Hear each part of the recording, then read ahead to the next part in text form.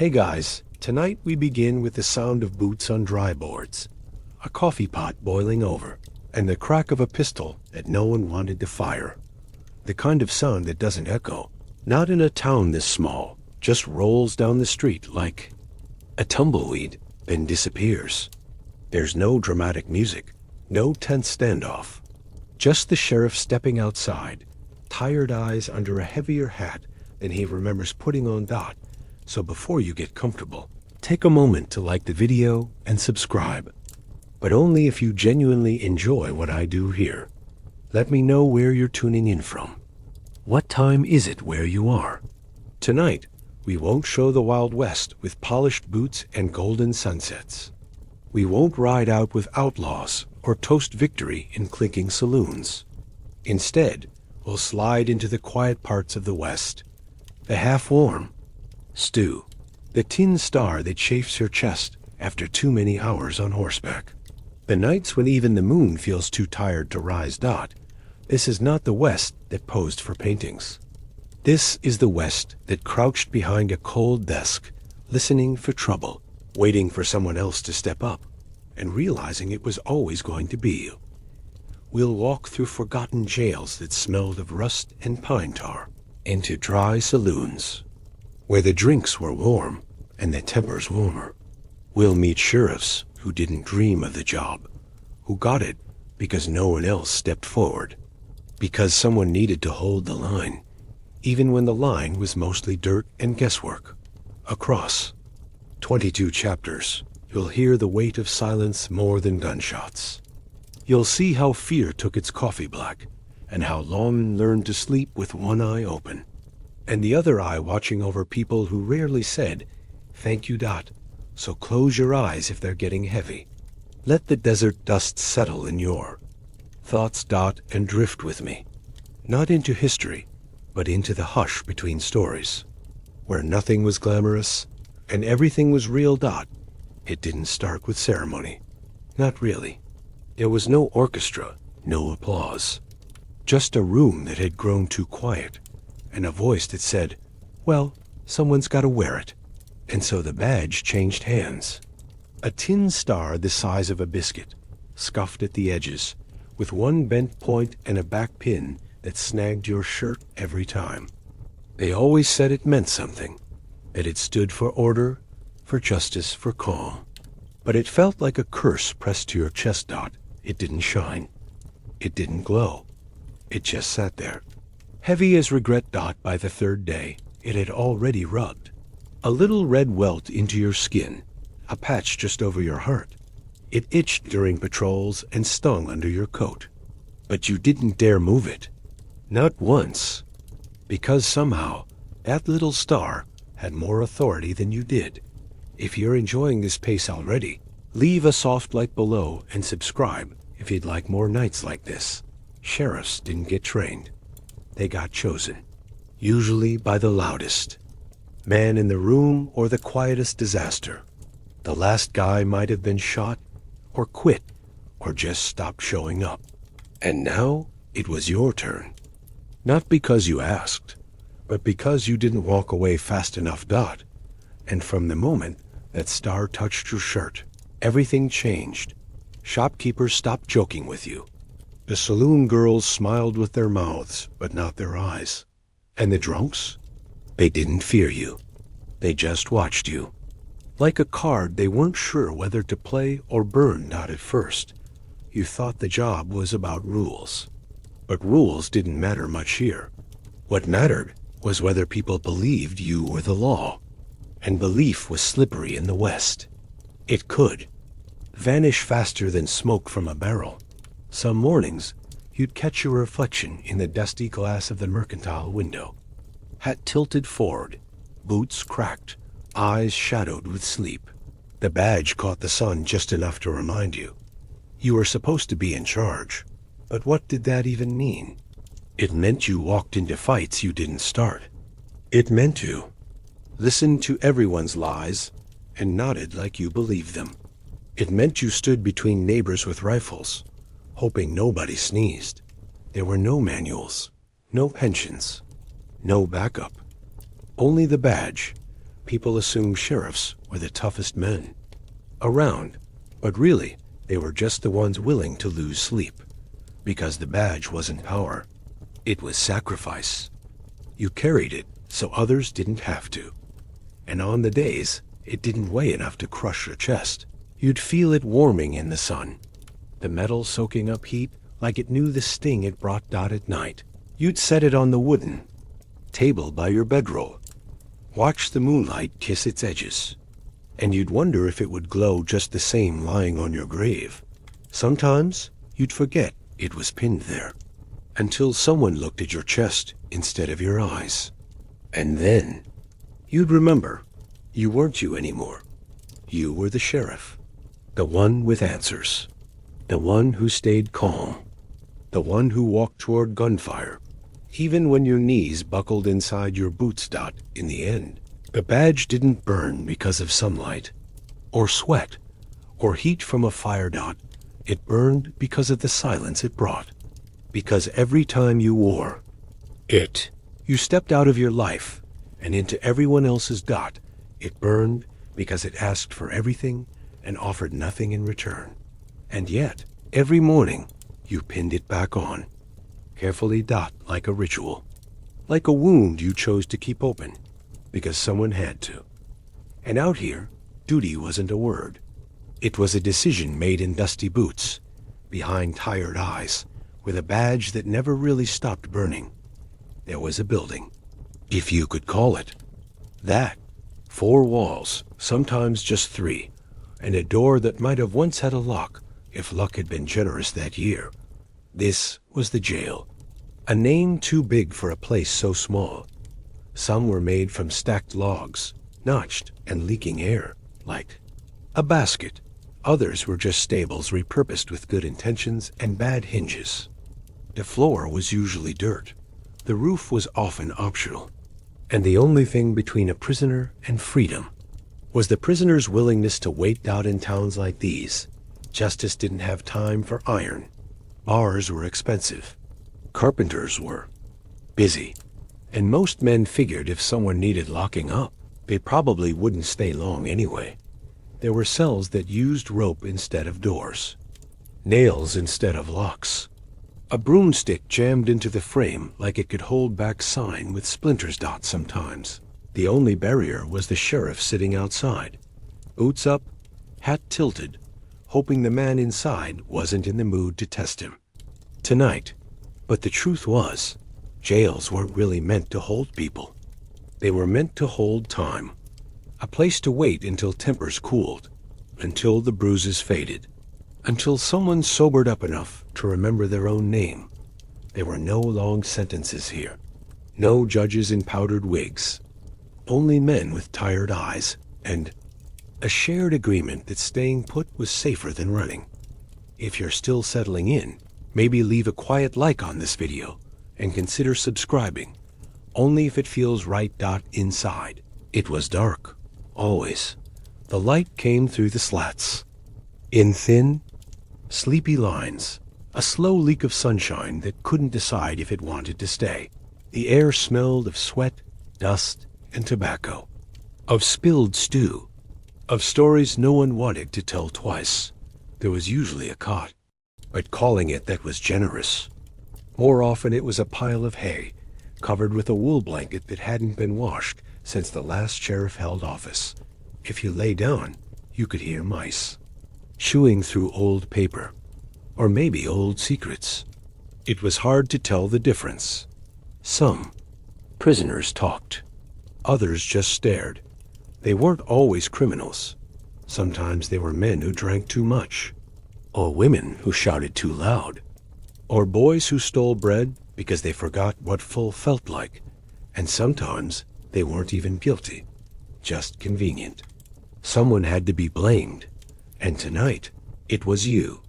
There were jails with names scratched into the wood, dozens, hundreds, names no one remembered outside those walls. But there they were, etched deep, as if a splintered wall could remember what people forgot. At night, it got colder than it had any right to. The wind slipped through the cracks and whispered stories from the street. Who was riding out? Who was coming in? Who might not make it till morning? The sheriff sometimes left a lantern burning, not for the prisoner, but for himself, because it's easier to watch someone when there's light, and easier to forget they're human when their eyes send single quotes T. Once in a while, someone broke out, kicked the door, squeezed through a gap, or just walked away while the deputy slept. But most didn't, not because they couldn't, but because they knew. The land outside was no kinder than the walls inside. And freedom didn't mean safety out here.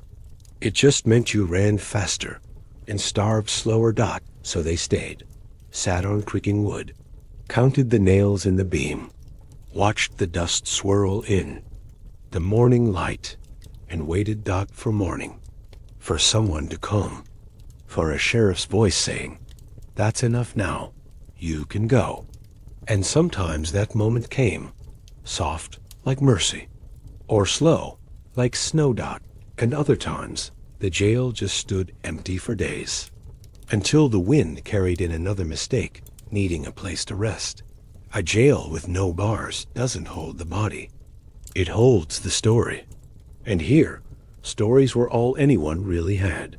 There was always light under the saloon door, a thin line of amber that bled out into the dust, never too bright, never completely gone, even after the sun had vanished behind. The hills, even after the stores were shuttered and the children had been called in, the saloon stayed open. And inside, something always moved. It was the pulse of the town, or its fever. It was hard to tell the difference. The piano creaked out tunes like it had a bad memory, the same 5 notes again and again, slowly falling out of tune with the men who hummed along. No one asked for requests. The piano didn't take them. The floor was never clean. Not once. It was sawdust and blood, spilled beer, and someone's regrets rubbed into the boards so deep you'd need fire to scrub it clean. In the corner, cards slapped the table like warnings. Boots scuffed against stools. Voices climbed, then fell, and laughter, when it came, had sharp edges. The saloon never slept, and neither did the sheriff. He'd lean against the doorframe like a tired ghost, not quite inside, not quite welcome, just watching. He didn't order drinks, didn't sit, didn't smile unless it was out of habit, and even then, it came with caution, because this place wasn't for resting. It was for watching people forget themselves, for seeing men become dangerous 3 drinks after they stopped making sense. When that moment came, when the table flipped, or the bottle shattered, or someone stood too fast with a hand near their hip, that's when the sheriff stepped forward, not like a hero, like a man who had no choice. No one cheered. No one helped. The saloon might have been filled with bodies, but they weren't here to back you up. They were here to watch, to lean away, to mutter, "Not my business," as a chair was swung or a punch was thrown. And in the middle of it, there was the sheriff, trying not to draw his gun, trying to end it with a voice, or a hand, or something close to reason. Because once a bullet flew, the night changed. The music stopped. The air turned heavy. And all those faces, the ones who had laughed a moment ago, now looked at you, like you were the storm and the cleanup crew.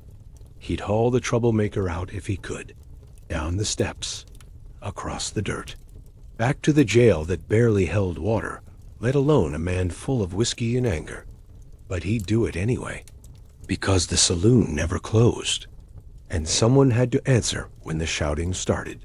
Sometimes the fights were over cards, or women, or money that didn't exist.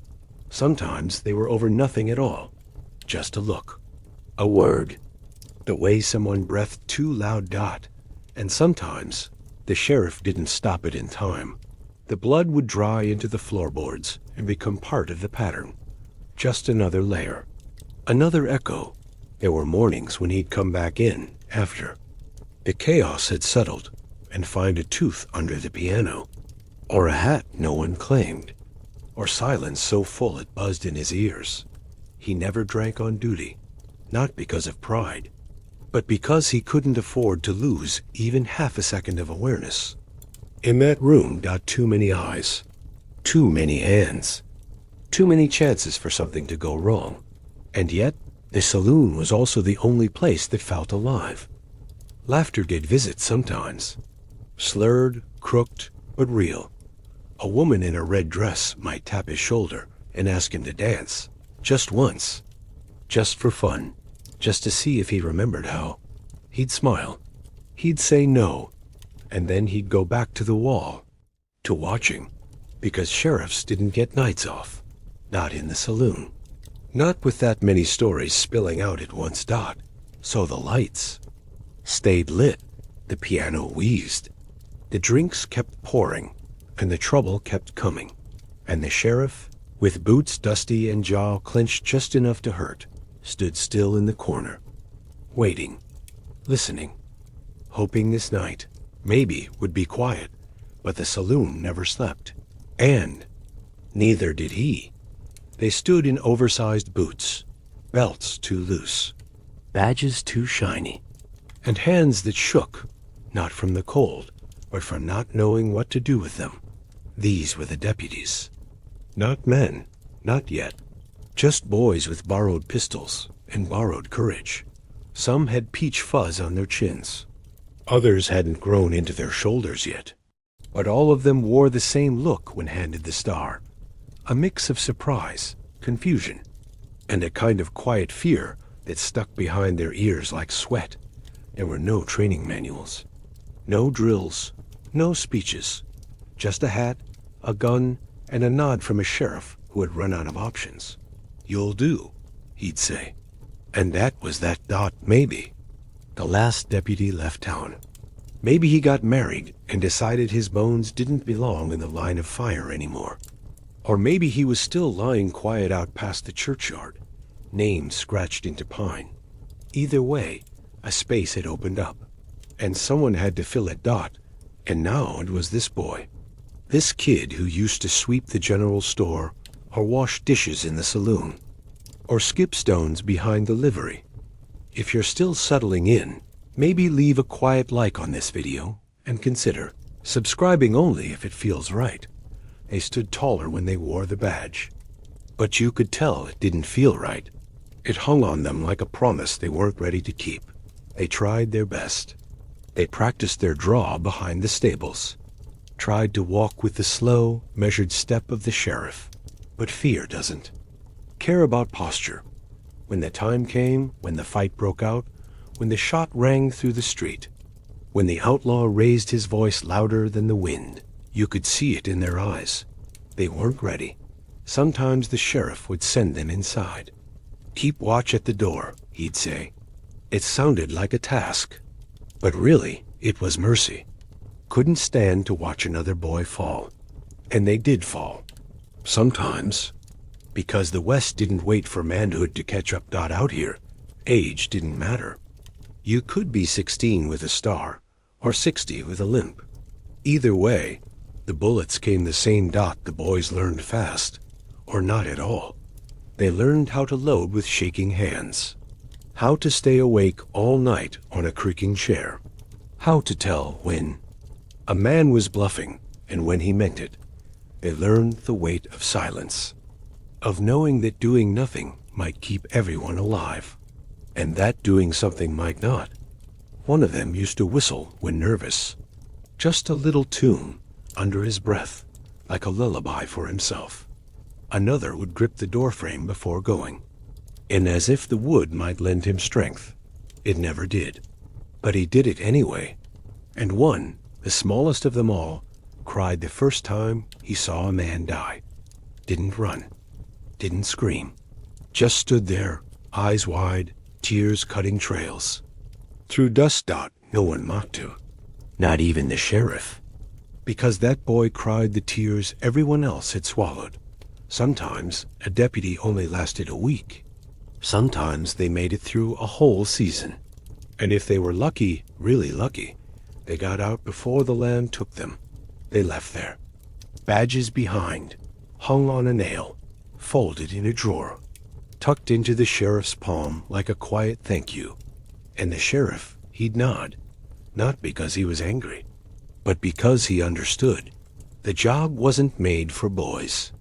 But boys were all he had, and when the town called again, when the next storm rolled in, he'd find another. Someone barely old enough to shave. Someone who still believed justice looked like a clean line in the sand. He'd hand in the badge, say the words, "You'll do," and pray softly, quietly, that this time maybe the land would be kind. But the land didn't care. The West didn't wait. And the badge never stopped burning. Dot. It was always there. On your hip. Cool metal against warm skin. Pressing like a secret you didn't want to keep. The gun wasn't heavy at first.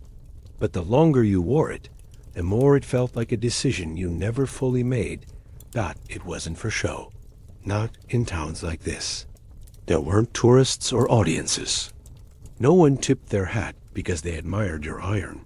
They noticed it, yes, but not the way people notice a tool.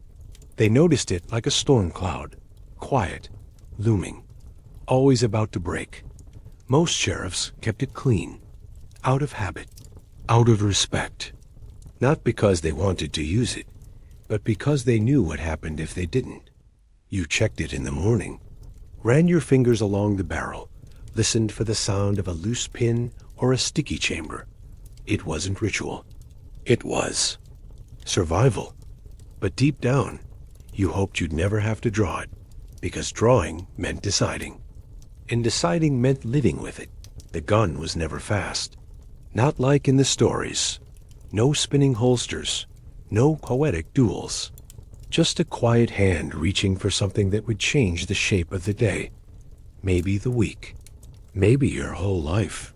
If you're enjoying this pace already, leave a soft like below and subscribe if you'd like more nights like this. The first time you used it, your hand didn't shake until afterward. But when it did, it shook so bad you couldn't pour coffee for an hour. The cup clattered like bones in winter, and no one said a word. That silence, it followed you more than the memory of the shot. Because once you pulled the trigger, everyone looked at you different. Not with respect, not with fear, just distance. Like the bullet had taken something more than flesh. Like it had taken a part of you no one could name. You told yourself it was justified, that you had to, that it was him or you. But those words didn't sleep well. They paced your cabin at night, leaned against the bedpost, whispered behind your breath. When the fire got low, you started to see your reflection in the gun metal. Not the version with the hat and the jaw and the steady hands, but the tired one. The one that blinked too slowly. The one who never wanted to be sheriff in the first place. And yet, you still wore it, because you had to. Because the badge came with expectations, and expectations came with danger. And out here, danger didn't knock. It kicked the door in, and asked questions later. There were days the gun stayed holstered. You'd touch it now and then, make sure it hadn't disappeared. Like maybe, just maybe, you'd wake up and it'd be gone. But it never was. Some men wore it like armor, others like shame. But all of them knew, you don't put a gun on your hip unless you're ready to carry what comes after. And what comes after is never silence. Not really. Even if the town goes quiet. Even if the man falls clean. Even if no one speaks your name. There's a sound that never leaves. The echo of what you did. The echo of what you could do again. So you cleaned the barrel, oiled the chamber, wrapped the handle in cloth so it wouldn't chafe your hand, and you hoped, every morning, every night, that you wouldn't need it. That the world would stay still just long enough for peace to grow roots. But the world didn't owe you stillness. It never had. So you wore the gun. You bore its weight. You let it sit heavy on your hip, like a question no one wanted answered. Because sometimes, Just having it was the only way to stop someone else from using theirs. And sometimes that was enough. Only sometimes the morning came too soon. It always did. Not with trumpets or song, just with the scrape of boots on the cabin floor and the long sigh of a man who hadn't really slept. And outside, the horse waited, already shifting its weight, snorting into the cold, tapping one hoof against the ground like it had somewhere better to be, because horses don't care you're tired. They don't care if you slept in your clothes, or if your shoulder still aches from the fight in the saloon, or if your dreams ended with the crack of a gun. They care about oats. They care about water. They care about saddles that pinch and reins. That tug too hard. But they don't care about sheriffs, or law, or sorrow. You stepped outside, eyes squinting into a sun that hadn't earned its warmth yet, and the horse looked at you like you were late. Which most days, you were. The leather creaked as you saddled up. Not fresh leather, the kind that had grown soft from sweat and dust and time. The kind that held the shape of your body like it, too, had grown tired of adjusting. You didn't speak to the horse much. Some men did. They whispered names and stories and promises. But yours was a quiet one. He just listened for the nudge of your boot, the shift of your weight, the way your breath changed when something didn't feel right. If you're still settling in, maybe leave a quiet like on this video and consider subscribing only if it feels right. Riding out wasn't heroic. It was routine. Miles of dry earth and nothing to see but brush and sky and the occasional fence post leaning like it was just as exhausted as you. The wind tugged at your coat. The sun glared without warmth. And the dust got in your eyes no matter which way. You turned. You learned to move with the animal, to let the rhythm of the gait settle your thoughts, to forget the badge, the gun, the name they called you in town.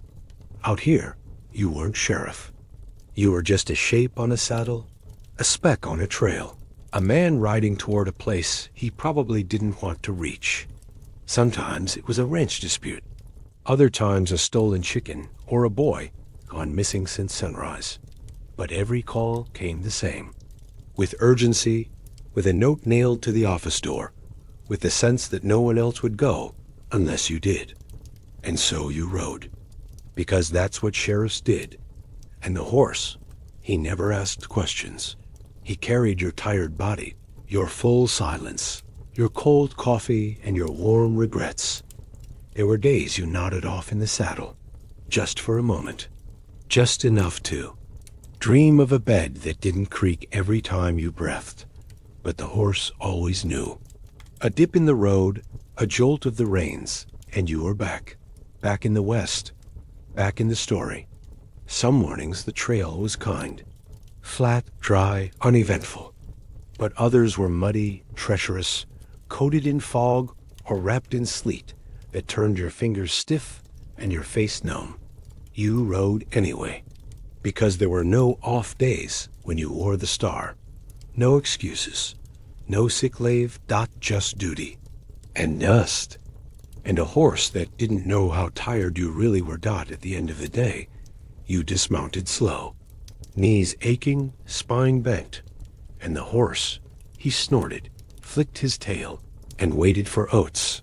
Because he had done his job. You brushed him down. Even when your hands didn't want to move. You checked his hooves, tightened the straps, patted his neck. Not out of love, always, but out of respect, because no matter how tired you were, he had carried you anyway. And tomorrow, he'd do it again, without complaint, without question, without knowing who you were or what it meant to wear a badge in a place that never stopped needing you. Horses don't care you're tired, but sometimes in the quiet between steps, you get the feeling they understand anyway. They curled at the edges. Faded ink on brittle paper, nailed to a crooked board outside the sheriff's office, where the sun beat harder than justice ever did. Wanted. Posters. Dozens of them, bleached by wind, smudged by rain, fluttering like lost prayers in the breeze. Some had faces sketched so carelessly, they looked more like ghosts than men. Others were just names. A first and a last, and the crime that earned them both. Horse theft, train robbery, murder, sometimes all three, stacked like cards in a losing hand. And under each one, reward, $5, 10.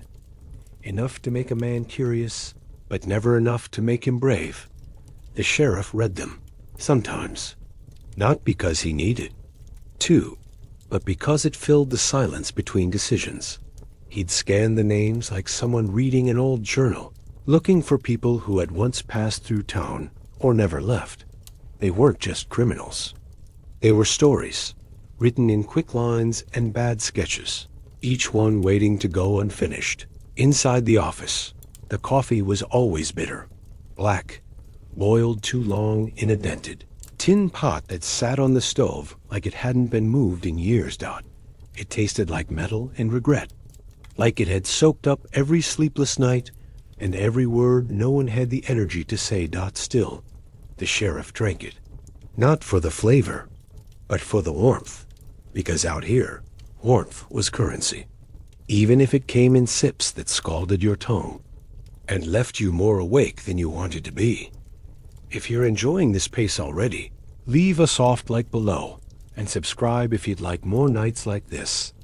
The office smelled of old leather, dust, and paper. Stacks of reports no one read. Ink bottles dried shut. A pen with teeth marks in the cap from someone who chewed when thinking too hard. There was a desk, scratched and splintered, with grooves where someone once carved initials, likely before. The job made their hands too tired for carving, and above it, the wall of faces. Wanted men, wanted women, wanted anyone who hadn't followed the rules in a place where the rules changed depending on who was asking. Some of them were dead. The sheriff knew it. Others were long gone, living under new names, in towns where no one had a badge and no one asked questions. But the posters stayed, because taking them down felt too much like forgetting. There were days a man would come in, dust on his hat, and squint at a poster like he recognized the eyes. He'd tap the paper, look at the sheriff, and say, "I think I seen him." Sometimes it was true. Most times it wasn't. But the sheriff always listened, because listening was part of the job, even when it led nowhere. The posters weren't really for catching people. They were for remembering who to fear, and reminding the town that someone was still paying attention. Just not very much. And the coffee, well, it didn't help. It just gave the sheriff something to hold while staring at a map with too few roads and a future that didn't stretch very far. He'd sip slowly, watch the steam twist through a shaft of dusty sunlight, and wonder which name would walk through. The door next. Not always the ones on the wall. Sometimes worse, sometimes better, but never expected. Every sheriff kept a drawer full of old posters. Some yellowed, some torn, some that still smelled faintly of gunpowder or sweat. He couldn't throw them away. Not because of duty, but because once you pin a name to a wall, it becomes a part of the room, even if no one comes looking for them anymore.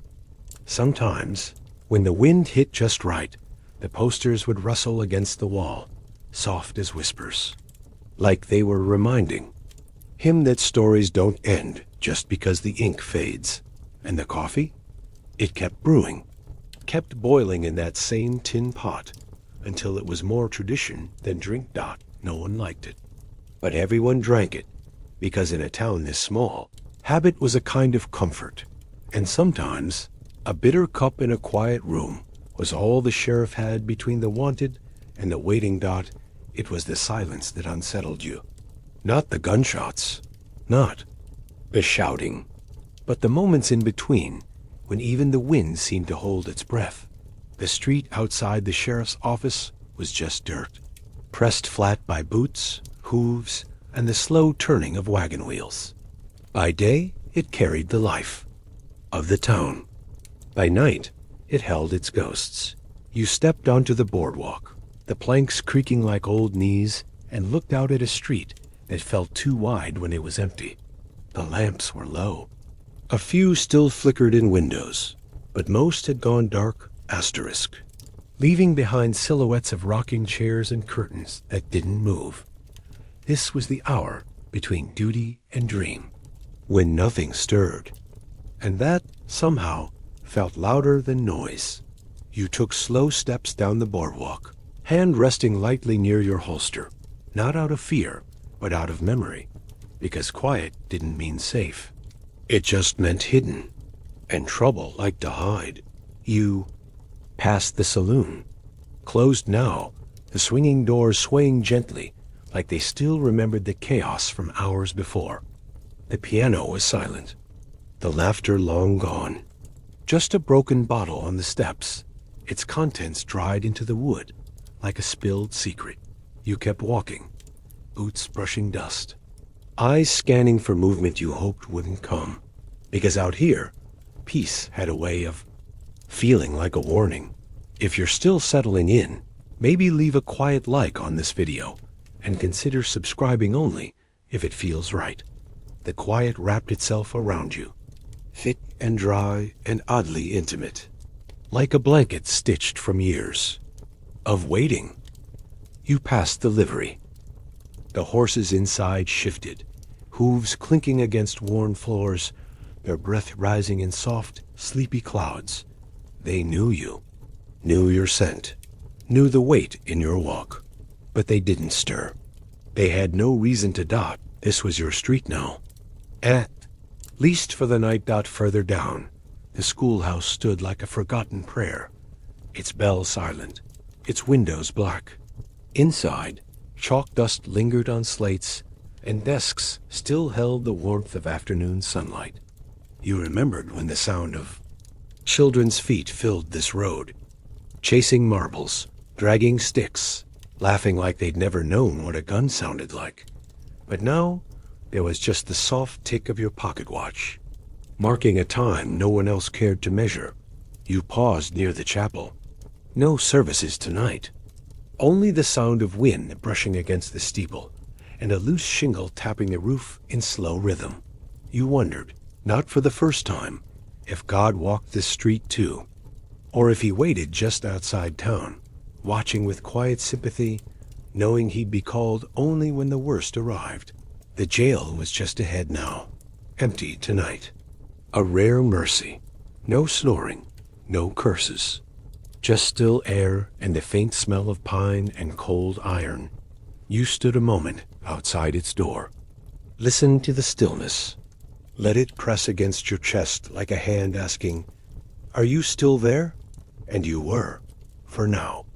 Always, the stars blinked above. Not twinkling, just steady, patient, like they knew this street and had been watching it longer than any sheriff ever could. The moon spilled its pale light across the dust, revealing wagon ruts, boot prints, the scurry tracks of something small and hungry. You let your breath out slow, felt the weight of the badge on your chest and the emptiness of your holster, thankfully unused tonight. Some nights, you went to bed thinking the job was about noise, about gunfire and yelling and the clash of fists. But nights like this reminded you, the hardest part was waiting.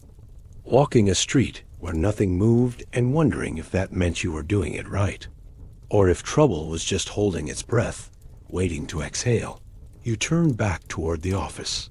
One last glance at the street behind you, still empty, still quiet, still pretending it didn't know you. And then the door creaked shut behind you, and the silence went on, holding the town like a lullaby.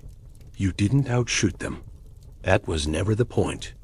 They were faster, looser, carried their guns like extensions of their breath. Desperados didn't practice. They survived. Every shot they took had come from a place of hunger or fury or some twisted sense of freedom. You had rules. They didn't. You had doubts. They had nothing to lose, and that made all the difference. You stood in the street at dawn once, hand twitching near your hip, watching a man across from you grin like he'd already seen the ending. He had. He always did. Because men like him didn't walk into towns like yours unless they were sure they'd walk out again. He missed, barely. But your bullet caught him first, and afterward, the silence felt like shame, not because he didn't deserve it, but because you had survived, and he hadn't. There was no pride in winning, only relief. And even that had sharp edges. The town sighed, "Good job." The mayor nodded. Someone clapped, but you saw the boy by the well, eyes wide, hands gripping the pump handle like it might protect him from what he just watched. If you're still settling in, maybe leave a quiet like on this video and consider subscribing only if it feels right. You didn't outshoot them, but sometimes you outweighted them. You stood still longer. You listened harder. You walked away when they wanted a fight and waited until they made the mistake, because patience was your only weapon sharper than fear. The desperados came with long coats and longer pasts. Their spurs sang a little louder. Their smiles stretched a little too far. And the way they looked at people, like everyone was already dead, made even the dogs cross the street. You recognized the type. Always alone, even in a crowd. Talking. Soft, moving slow, but coiled like snakes behind the eyes.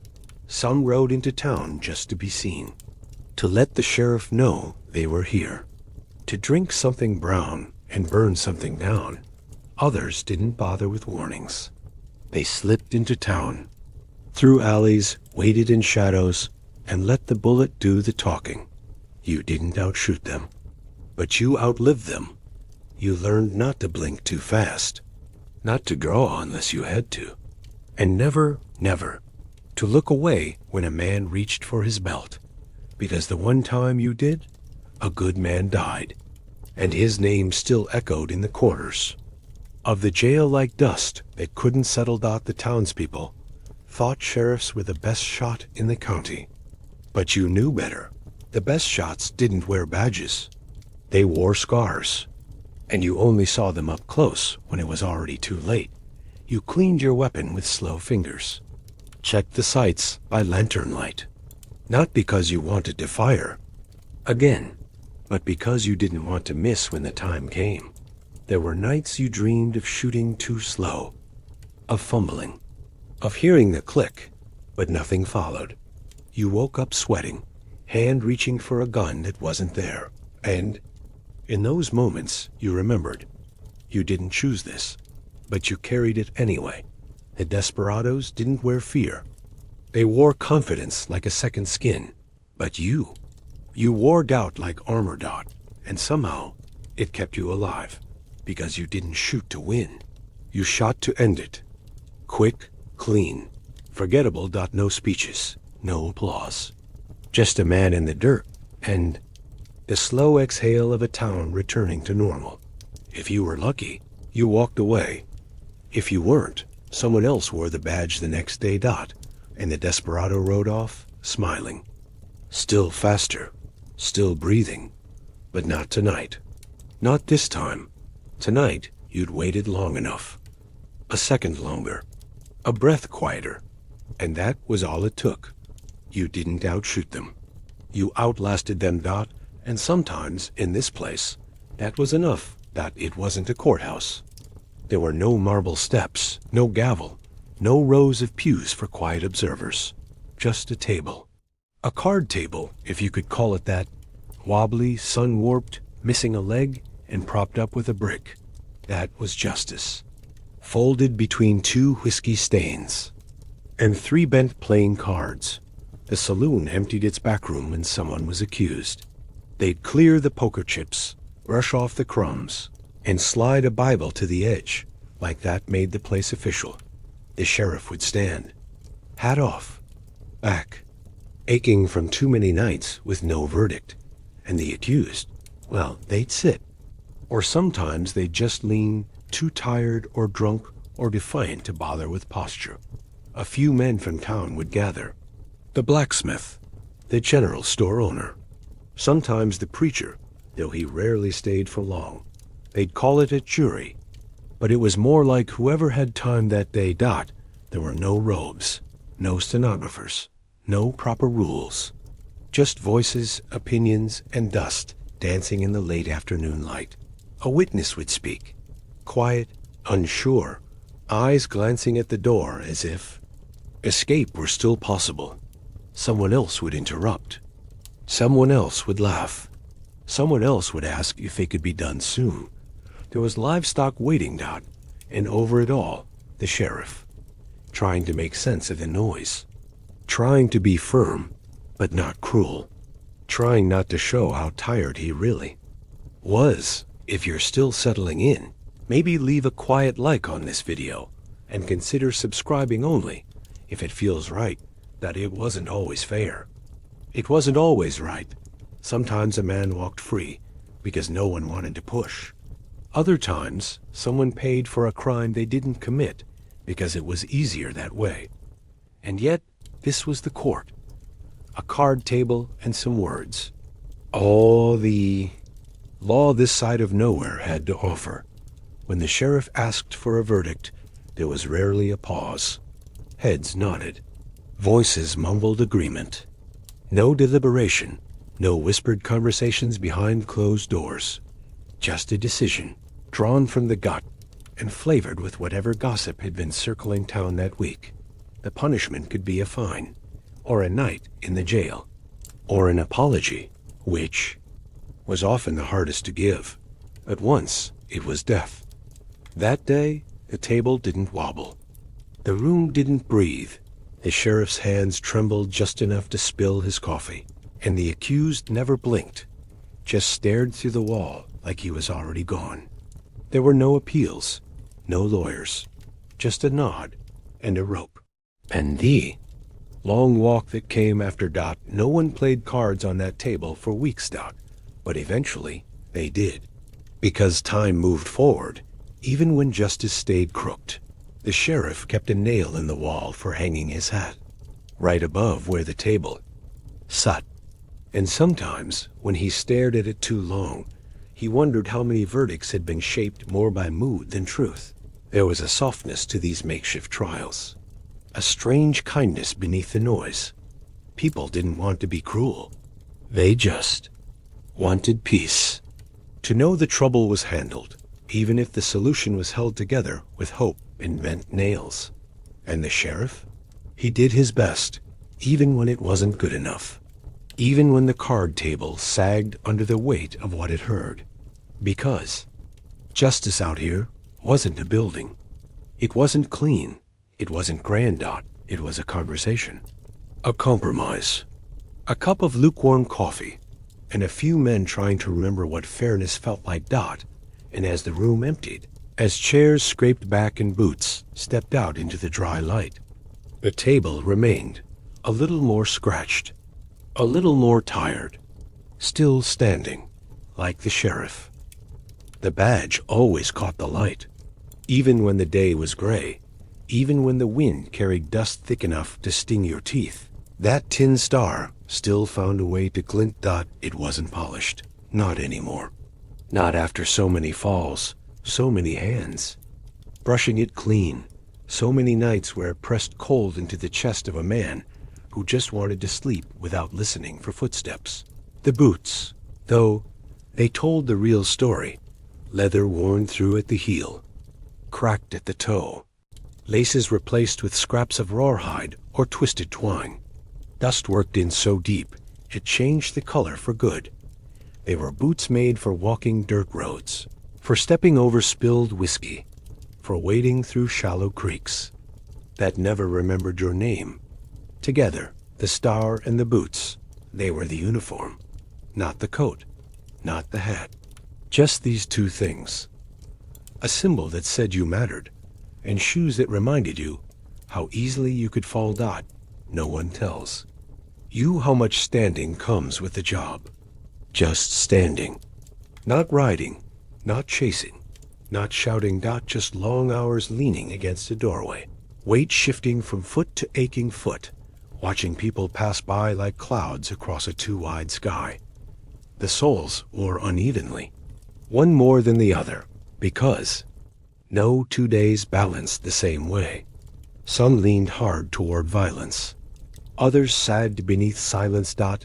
And all the while, the boots carried you. From the edge of town to the stables, from the jail to the chapel, from places you didn't belong to places you didn't want to leave. If you're enjoying this pace already, leave a soft like below and subscribe if you'd like more nights like this. The Star had dents, each one a story, a bar fight, a fall off a horse, a time someone aimed low but missed the heart.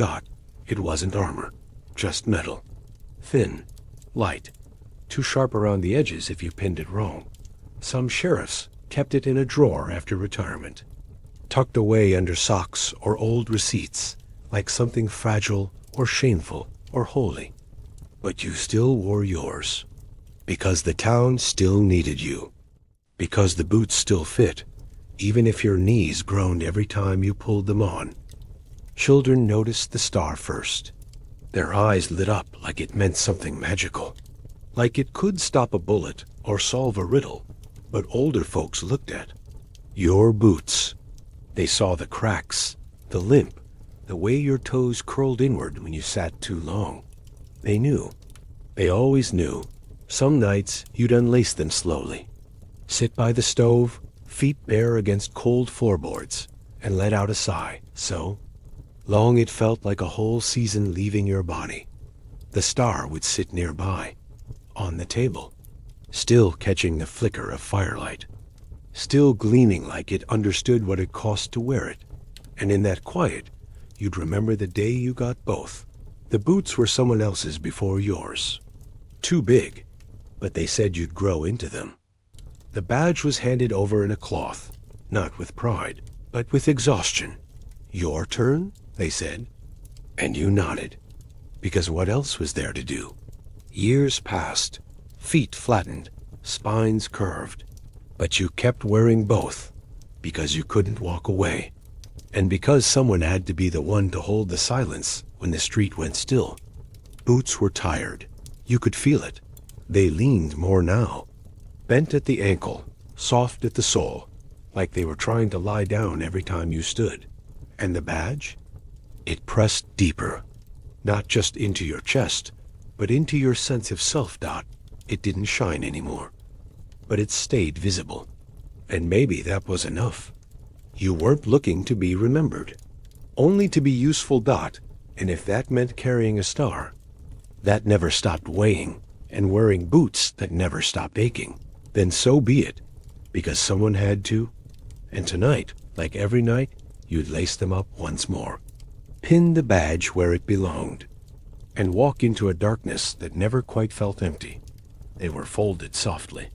Some creased once, others many times over, creased so often they tore at the edges, tired of being opened and read without ever being answered. Letters, scrawled in charcoal, sometimes ink, sometimes pencil worn to the nub, written late at night, by lantern glow, when the town had finally quieted and the sheriff's hands were too full of feeling to just sit still.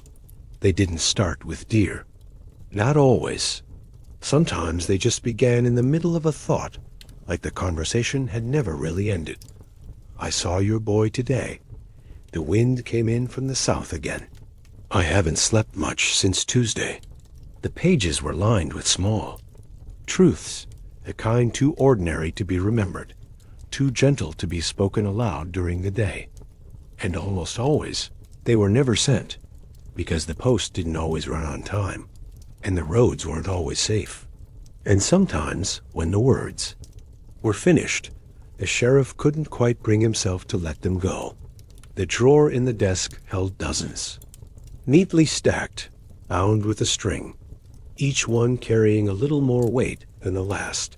Some were meant for brothers, some for wives, some for no one in particular, just someone who might understand.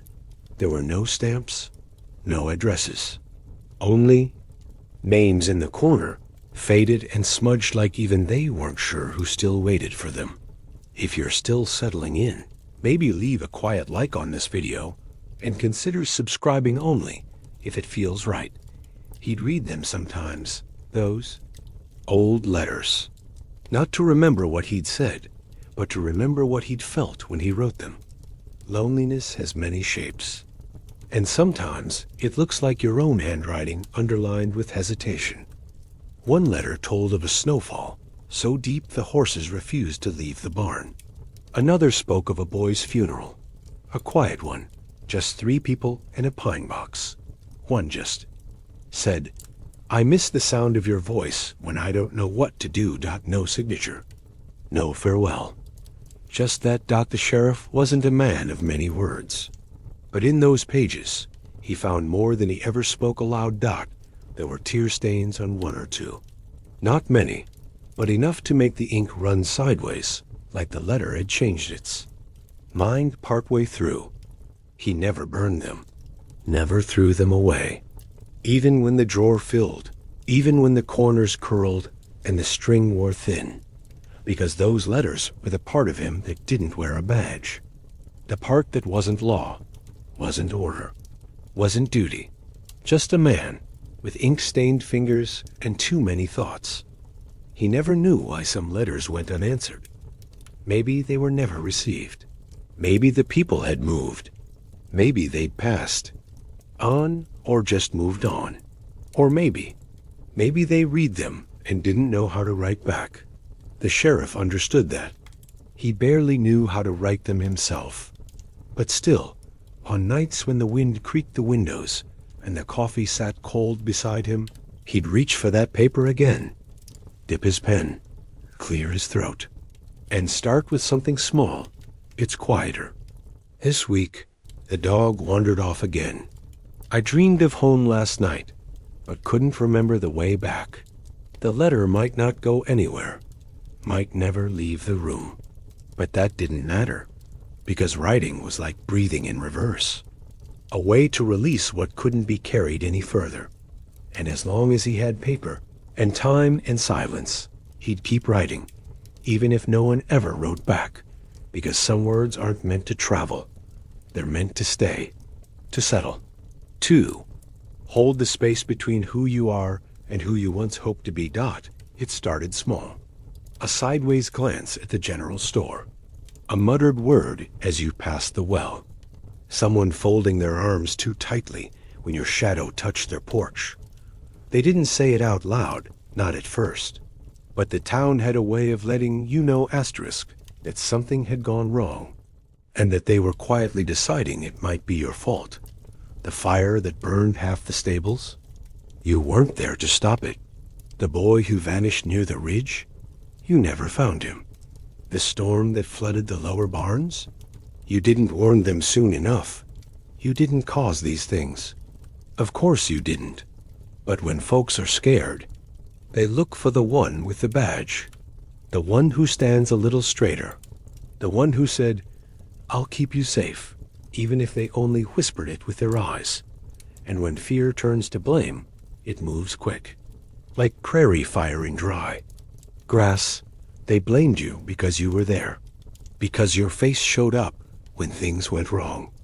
Because your name was easier to say than fate or bad luck, or we don't know. You kept walking, boots scraping boardwalk, star catching the light like it still meant something. But the greetings faded. The nods turned stiff. And the silences around you got longer, heavier, more familiar. If you're enjoying this pace already, leave a soft like below and subscribe if you'd like more nights like this. There was a woman once whose boy got sick. Nothing you could have done. No doctor for miles, no medicine to offer, just prayers and pacing. When he passed, she didn't cry. She looked at you, and something behind her eyes went quiet forever. She didn't say a word, but you felt it.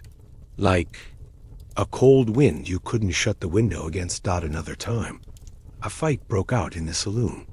Chairs flew, bottles broke, and by the time you stepped in, a man was already gone. They said you should have been there sooner. They said it in whispers, but loud enough.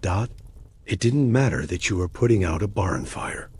Didn't matter that you hadn't slept. What mattered was that someone died, and you hadn't stopped at dot, so they blamed you. The preacher stopped shaking your hand. The blacksmith raised his prices just for you. And the children, they looked at your boots instead of your face. But you didn't leave, because someone still had to show up when the next thing went wrong. That's what the job meant, not just law, not just order, but being the name they said when their hands trembled and their roofs leaked and their sons didn't come home. You became a mirror for every wound they couldn't heal, every loss they didn't understand, and you accepted it because the job wasn't about being liked. It was about standing still when everyone else stepped back. You hung the wanted posters. You fed the jail's stove. You walked the streets like they still belonged to you, even when it felt like they DIDN single quotes T. You wrote names in your logbook with hands that remembered better days. You patched holes in the roof with boards no one offered to carry. You held the line even when it moved beneath your feet. There was no applause, no speeches, just the quiet sound of a town breathing through clenched teeth. And sometimes, on rare mornings, someone left a biscuit on your windowsill, wrapped in cloth, still, warm. They never said it was from them, and you never asked, because blame was heavy.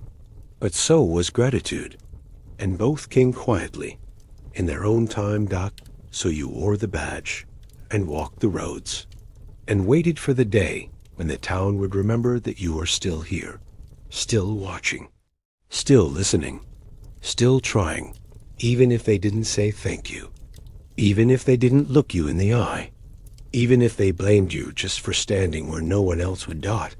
It wasn't the snow. Not at first. That came later, soft and clean, the kind poets wrote about before they had to sleep on it.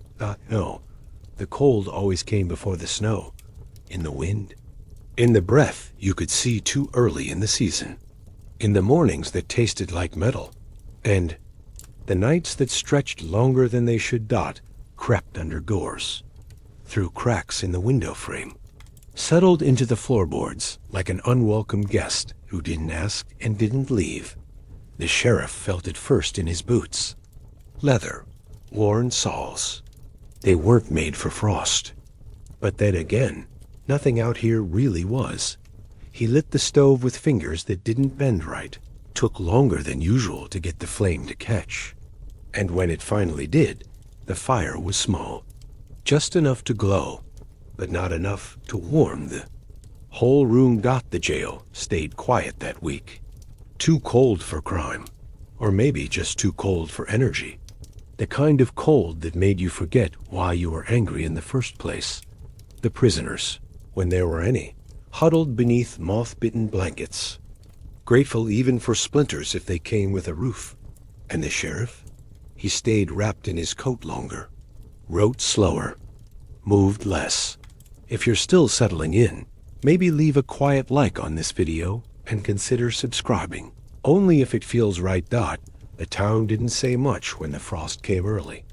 They just worked faster, chopped more wood, stockpiled root, vegetables like secrets. The blacksmith covered his forge with canvas.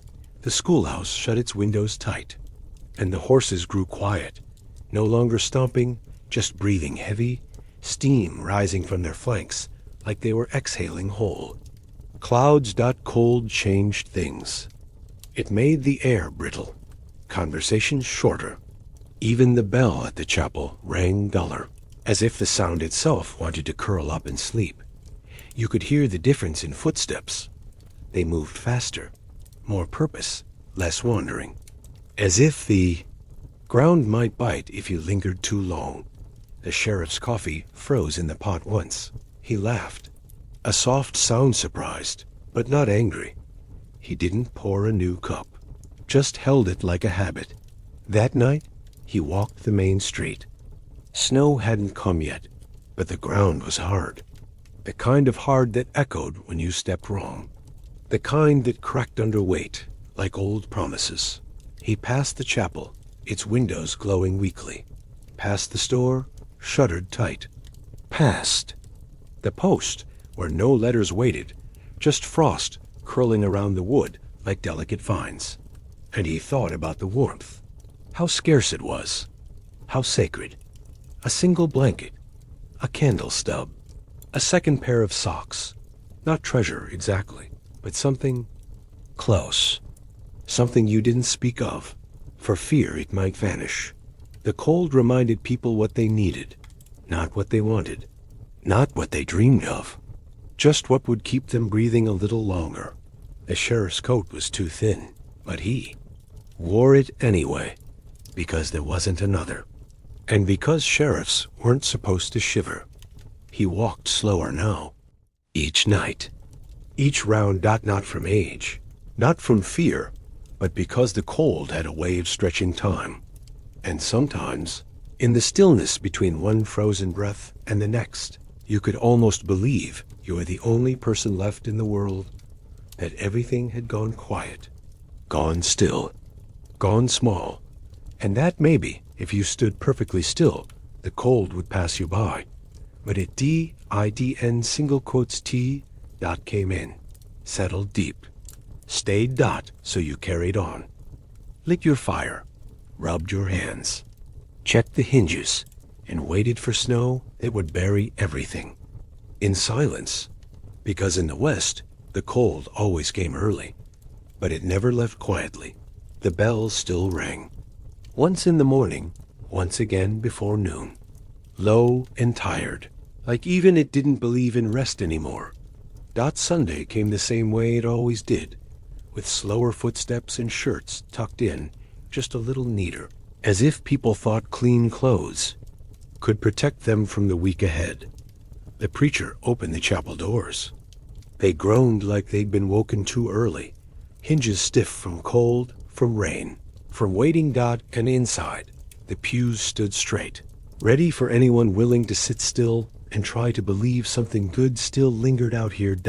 But for the sheriff, Sunday meant nothing. There were no days off in towns like this. No Sabbath when someone might be desperate. No divine pause button for men with grudges. He didn't have the luxury of later. Not when justice moved like weather. Quick, sudden, and often without warning.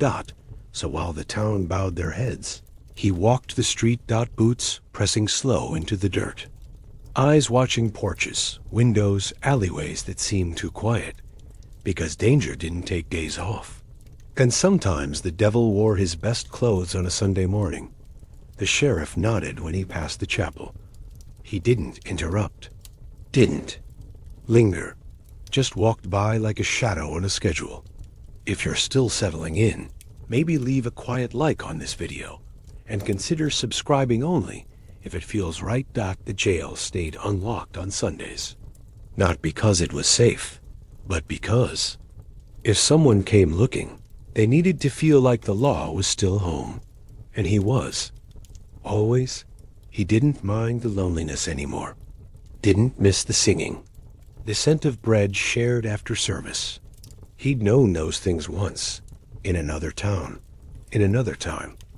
Before the badge. Now, Sunday was just a quieter Tuesday, with fewer drunks, fewer shouts, but not fewer worries. He'd sit at his desk, coffee cooling beside him, badge set gently on the wood like a stone too warm to carry, and he'd listen, not for hymns, but for the kind of silence that meant something was about to break. Sometimes the worst fights happened on Sundays. People got bold when they thought the Lord was watching, as if being seen gave them permission, as if confession could come later, after the damage was done. The sheriff once broke up a knife fight an hour after the benediction. Another time, a man tried to rob the general store while wearing his church shoes. There was irony in it, but not the funny kind.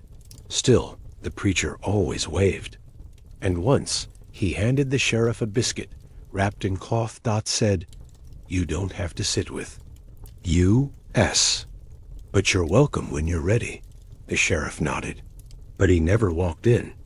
Not because he didn't believe, but because he wasn't sure where to sit anymore. Too much weight in his pockets.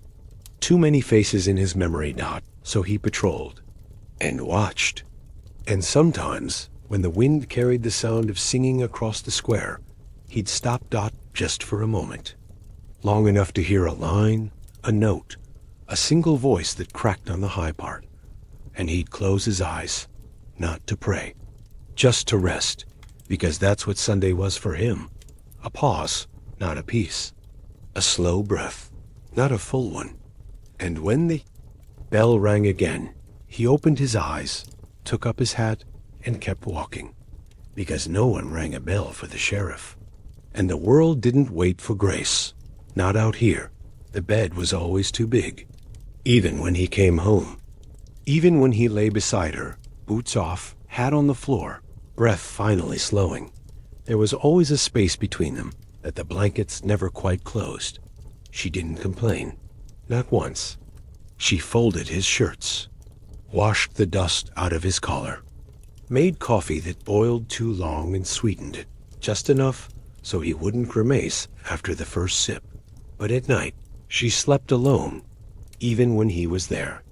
Even when he WSN single quotes T dot, she learned to leave the lamp lit longer, just in case. In case the door creaked open after midnight. In case boots hit the floor with a thud that meant he'd made it through again. In case tonight was one of the good nights, the kind where nothing happened, and that, somehow, was enough. She didn't ask questions. There was no need Dot if he came in slow. Head low, she knew to say nothing. If he came in fast, jaw tight, she knew to say even less. Some nights he didn't come home at all, Dot, and on those nights, she lay in bed with one hand on the empty pillow beside her, just feeling the cotton like it might hold his warmth a little longer than the world would allow. Out in the street, dust turned to mud in minutes. Boardwalks swelled and groaned. Barrels overflowed, and boots sank deeper than they were built for. The sheriff watched it from the doorway. Hat low, coat pulled tight, shoulders already soaked. At the edges, he didn't step outside. Not yet. There was no point in rushing toward a fight you couldn't reason with. And this rain, it didn't care Dot. It came down through every crack in every roof. Through the jail ceiling, dripping steadily into a rusted tin pail that already held last week's regrets. Dot, it came down on the saloon, where drunks leaned heavier against tables. And the barkeep muttered about rot. Dot, it came down on the schoolhouse. Smudging chalk, soaking books left too close to the window. Dot, it came down on the graveyard, sinking headstones deeper into earth that was never quite ready to hold what it had been given. If you're still settling in, maybe leave a quiet like on this video and consider subscribing only if it feels right. The sheriff stepped out eventually, boots slipping just enough to remind him that nothing was solid now. He checked on the livery, where the horses stood twitching and nervous, tails flicking at thunder they didn't understand. He checked on Mrs. Hartwell, whose roof had been patched, more with prayer than nails. Water ran down her walls like the house was weeping. She smiled anyway, offered tea she didn't have, and said, "Well, the Lord must think I'm due a rinse." The sheriff didn't laugh, but he nodded and fixed. The worst of the leaks with a tarp he'd meant to use for his own bunk. That's how it went. In the rain, Dot, everything stopped being about law, or crime, or justice, Dot, and started being about keeping things upright, dry, standing. The rain didn't care who you were. The sheriff, the blacksmith, the child asleep in a cradle that now rocked. With every gust of wind, Dot, it treated everyone the same, soaked, shivering, asking questions no one could answer. He walked the main road, water up to his ankles now, carrying broken twigs and the floating scrap of someone's Sunday newspaper. It wanted posters peeled off the board, names running like gilt across the wood. He didn't bother replacing them. Not now, not them vanish. Even the criminals deserved a break from being hunted on a day like this. He passed the doctor's cabin. A candle glowed inside. Shadow of a patient curled in a chair. Another storm with no roof strong enough to stop it. And then back to the jail, where the fire had gone out, and the air inside felt like cold soup, wet and sour and unsatisfying. He lit the stove again, rubbed his hands together, tried not to. Think about the boots he'd have to dry with the last clean towel he had. Outside, the rain kept coming. No rhythm now, just falling dot heavy, thoughtless, relentless, and all across town. People sat in corners, mended buckets, bailed water, and waited dot, because in the West, rain wasn't a relief, dot, it was a reckoning. A test of seams, of patience, of things you hoped would hold together but suspected would not. And when it finally stopped, hours later, or maybe days, there was no celebration, Doc, just the sound of dripping, and the long task of wringing out what remained. The sheriff poured a new cup of coffee, cold but familiar, and listened to the last drops tapping the window like fingers, unsure if they were still welcome. They weren't, but they came anyway. He couldn't have been more than 12.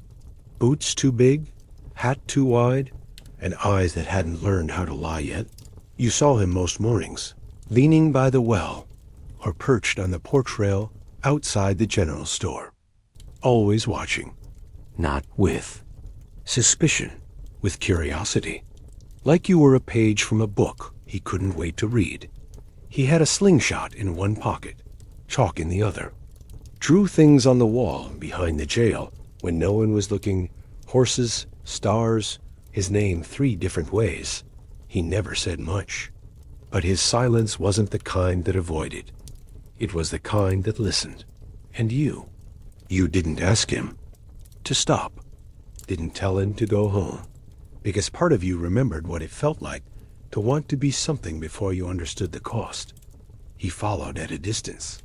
Not close enough to be in the way, just far enough to pretend he wasn't. Following, boots scuffing where yours had passed, footsteps falling behind like echoes. He tried to match your walk, hands tucked behind his back when you did, head tilted the same direction. He even started wearing a little tin star, one he carved himself from scrap metal. It bent in the middle, but he polished it like it meant something. And maybe it did. You didn't say anything. You just noticed. If you're still settling in, maybe leave a quiet like on this video and consider subscribing only if it feels right. Some days, you caught him in your shadow, in the reflection from the window of the jail, practicing a draw with a wooden stick, mouth tight, eyes narrowed, like he was preparing for something big. But he didn't understand, not yet, that the badge was weight, that the gun wasn't glory, that being watched by a town didn't mean being loved. Still, when he asked if he could help, you let him. He fetched water, ran notes, held the door when your hands were full, and in return, you gave him things you didn't know how to name. N.O.D., a lesson, a quiet story over coffee gone cold. He asked once, does it feel good? Being sheriff? You didn't lie, didn't dress it up. You said, sometimes, but not often. He nodded, like that made sense, like it was still worth doing. That night, he carved a second star, gave it to you without a word, just placed it on your desk, and walked out into the wind before you could say anything yet. It sat there for days, bent, crooked, perfect. You never wore it. But you kept it, because not everything that matters has to be visible. And then one day, he stopped following, stopped drawing on the walls, stopped appearing by the well before the sun was high. You asked around. No one had seen him. Not in days. You felt it, that small absence, the kind that echoes louder than noise. A week later, he showed up again, smaller somehow, older, holding his little sister's hand. Their mother had passed. Fever, quiet and quick. He didn't cry. He just stood there, holding her like a promise, like a question you didn't know how to answer. You took them inside, gave them the bench by the stove, poured 2 cups of water, and added sugar to his without asking. He didn't say anything, but he sat straight, shoulders squared, and you saw it then. Not the kid you remembered, but the shadow of something. Harder, something forming. Later, when they left, he didn't look back. Just kept walking, star still pinned crook to his chest. And you knew that no matter where he went, or who he became, a part of him would always carry what you never meant to teach. That duty looks good from a distance, but up close it bleeds. Still, he had followed. He had watched. And somewhere deep in the quiet, he had learned what it meant to keep walking anyway. You didn't write things down much. There were ledgers, sure. Books with names, dates, a few lines about stolen horses, or loud arguments that spilled into the street. But those weren't memories. They were records.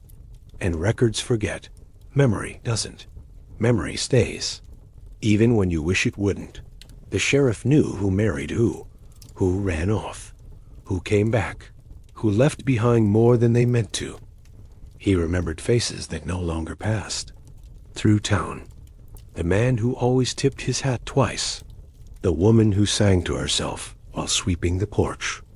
The boy who carved initials into the old fence post and didn't live long enough to finish his last name Dot. No one else spoke of them now. But he remembered, because someone had to. He remembered the first fire. Not the one that made the papers, but the one that almost took the bakery. He remembered how the bread smelled like smoke for weeks after, and how no one complained, because it meant there was still bread. He remembered the flood that ruined half the road, how the men dug trenches, and the women passed buckets, and no one asked for anything in return. He remembered the wedding that took place in the rain, under the porch roof of the livery, where the couple kissed with muddy boots and smiles that didn't mind the weather. If you're still settling in, maybe leave a quiet like on this video, and consider subscribing only if it feels right. The town forgot those things, not on purpose. Just slowly, because time doesn't ask permission before. It moves on, but the sheriff didn't forget. Couldn't. He carried the details like dried flowers in a coat pocket fragile, unnecessary, but worth keeping. He remembered which child was scared of thunder, which horse wouldn't cross the bridge, which neighbor baked too much and pretended it was accidental.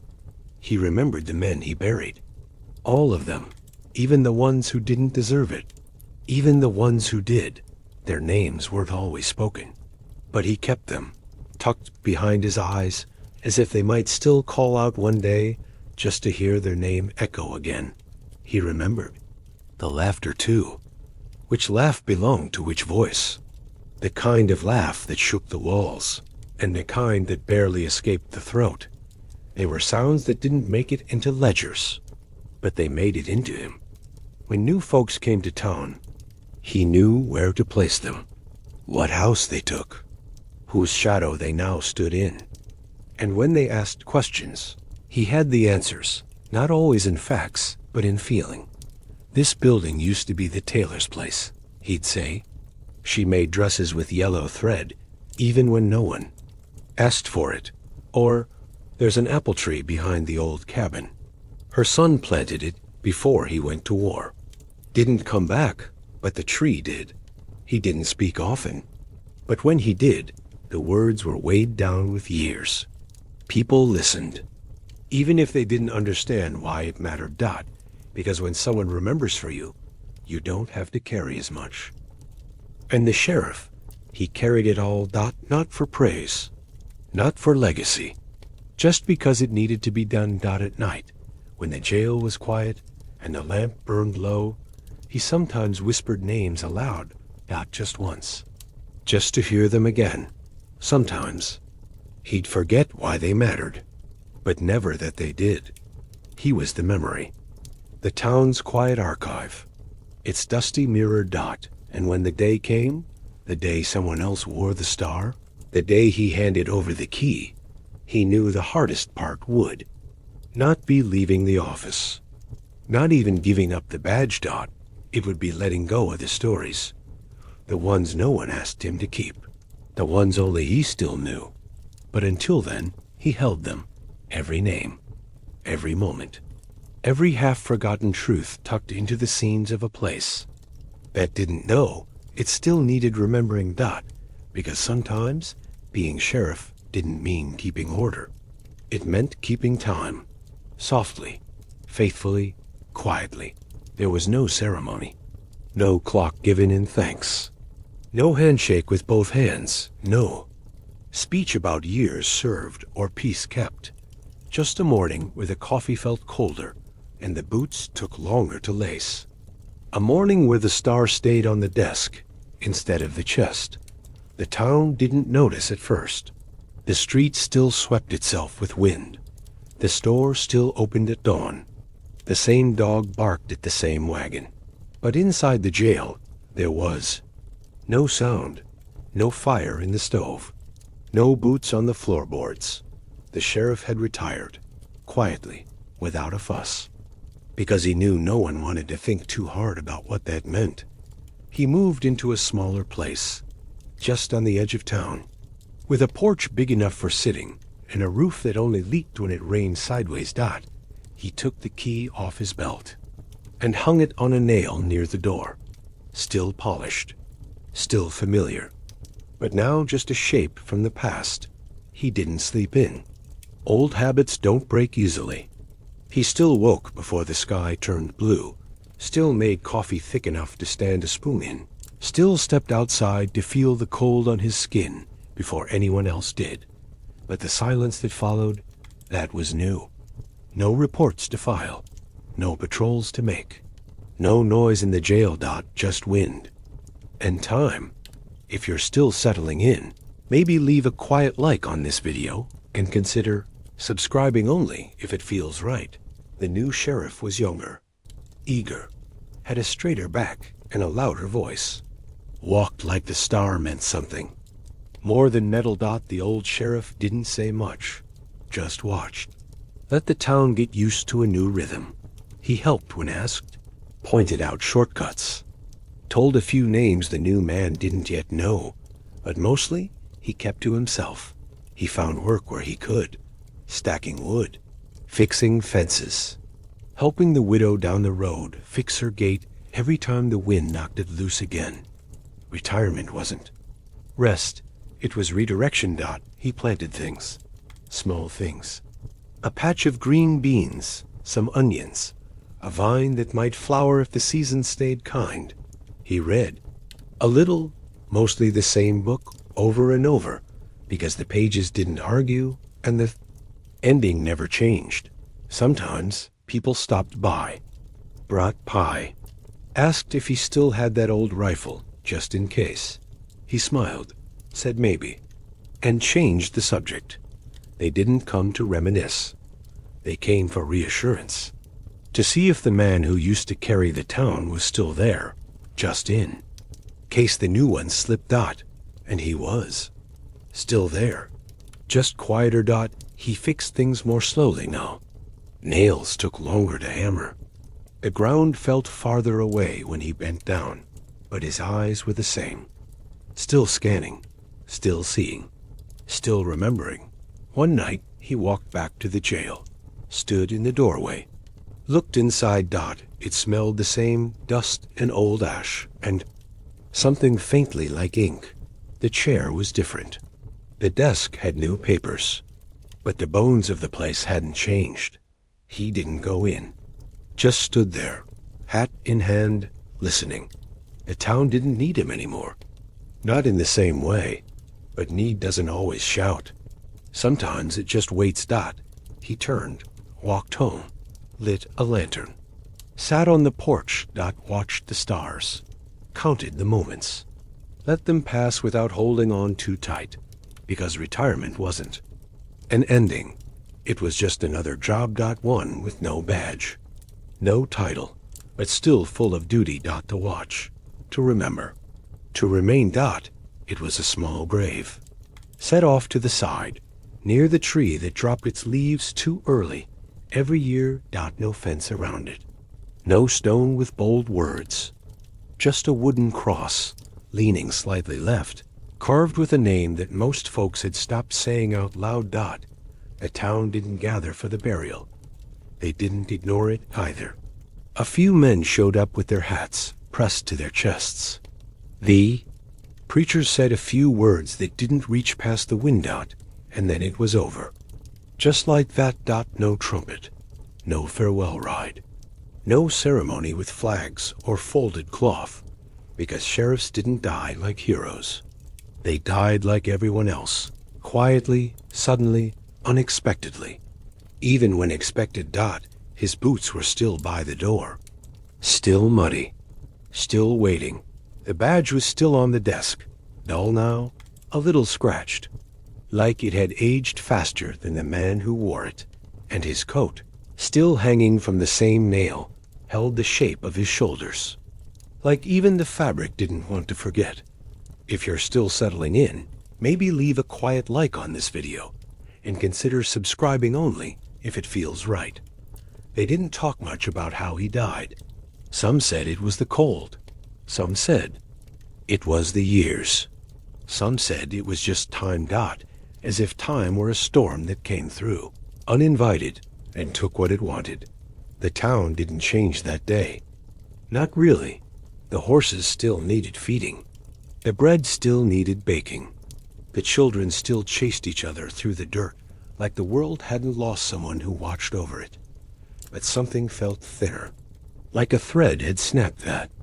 No one could quite see, but everyone could feel. The new sheriff did his best, wore the star, walked the route, learned the names, but even he paused when he passed that tree. The one near the grave, the one that never grew straight. Because he knew the badge wasn't buried with the man, but the meaning of it maybe was.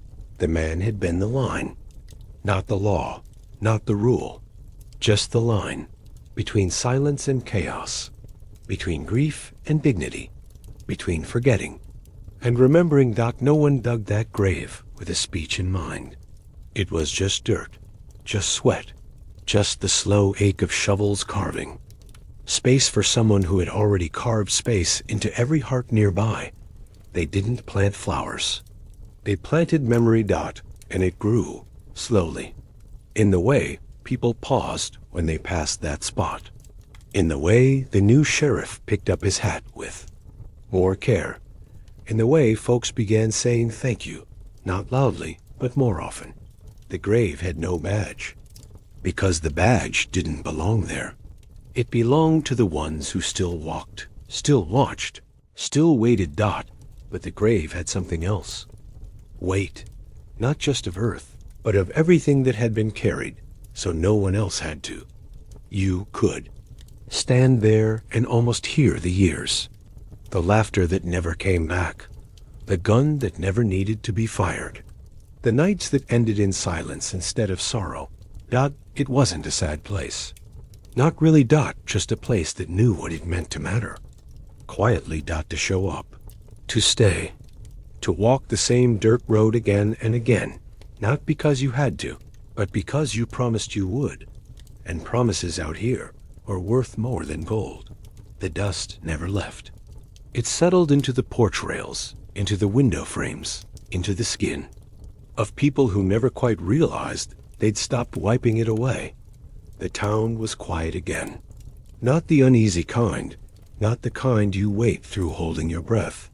Just quiet, like a book that's been read too many times, but still knows when to open. People moved the same way. Slow but sure. Steps that knew where the creaks were. Hands that didn't. And consider subscribing only if it feels right. They didn't build a statue. Didn't need one. The weight of what he left behind wasn't in stone. It was in things that stayed upright, because he had once held them steady. It was in the peace of a saloon that didn't flare up as often. In the children playing near the jail without fear. In the way folks lowered their voices when they spoke about trouble, not because they were afraid, but because they respected how hard it was to keep that trouble from spreading. And the quiet, the deep, solid quiet, stayed too. It wasn't the quiet of loneliness. It was the kind that meant things had been taken care of, handled, held together, the kind of quiet that lets a baby sleep through the night, lets the wind blow without warning, lets the fire burn low and steady because the woodpile was stacked just right. And that, in the end, was his gift. Not law, not order, not a body count or a record, but quiet, the kind that lasts. The kind you don't notice until someone tries to take it away. The kind that makes you breathe slower without even realizing why. The town kept on, like towns do. Like rivers, like roots, like stories retold without ever quite being rewritten. But, deep down, beneath the rhythm and routine, it held something sacred. The knowledge that someone had once carried its weight with patience, with grace, with boots that hurt, and a badge that burned. And that's what made the sheriff different. Not that he was stronger, not that he was smarter, not that he was faster. But that he stayed. When it was hard, when it was thankless, when it was cold and lonely, and no one could promise it would ever feel worth it, he stayed, and watched, and remembered, and returned. Things to people who never knew they were missing. That's how quiet survives. That's how peace grows. Not through speeches, not through war, but through someone standing in the middle of it all, and choosing not to move, even when it hurt, even when it cost, especially when no one else would. So the town rested. Not because danger was gone, but because someone had taught it how to stand without shaking. And at night, when the wind curled around the chapel bell, and the porch lamps flickered low, and the world felt like it was finally exhaling there, in the hush that followed, you could still feel him. Not as a ghost, not as a legend, but as weight, steady, worn in, like the ground beneath your feet that somehow always holds. Let the silence carry you now. Let the soft footsteps fade into the dust. The night is long, but the town is quiet, and someone, somewhere, is still keeping watch. Good night.